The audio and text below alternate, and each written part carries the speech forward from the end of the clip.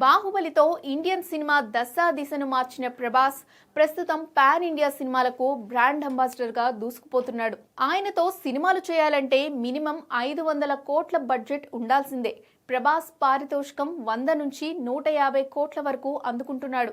అసలు ఆయన సినిమా విడుదలవుతుందంటే చాలు పాన్ ఇండియా వైడే కాదు, వరల్డ్ వైడ్ ఆడియన్స్ థియేటర్లకు పరుగులు పెడతారు. అంతటి స్టార్డమ్ ఉన్న డార్లింగ్ ఈసారి వింటేజ్ వైబ్ ఇచ్చేలా రాజాసాబ్తో కొత్త జానర్ ట్రై చేశాడు. మారుతి దర్శకత్వంలో తెరకెక్కిన the RajaSaab cinema socio fantasy డ్రామాగా రూపొందింది. మైండ్ గేమ్ ఛాలెంజింగ్ గా వచ్చిన ఈ సినిమా ప్రస్తుతం థియేటర్లో సందడి చేస్తోంది. సంక్రాంతి సీజన్ ఈ సినిమాకు కలిసొచ్చేలా ఉంది. అయితే నైజాం ప్రీమియర్స్ పరంగా కాస్త దెబ్బపడినా ఓవరాల్ గా మాత్రం సాలిడ్ స్టార్టప్ అందుకుంది రాజాసాబ్. మొదటి రోజు ప్రపంచవ్యాప్తంగా 112 కోట్లు గ్రాస్ వసూలు చేసింది. దీంతో ప్రభాస్ కెరీర్ లో 100 కోట్ల ఓపెనింగ్స్ రాబట్టిన 6వ సినిమాగా రాజాసాబ్ రికార్డ్ నమోదు చేసింది.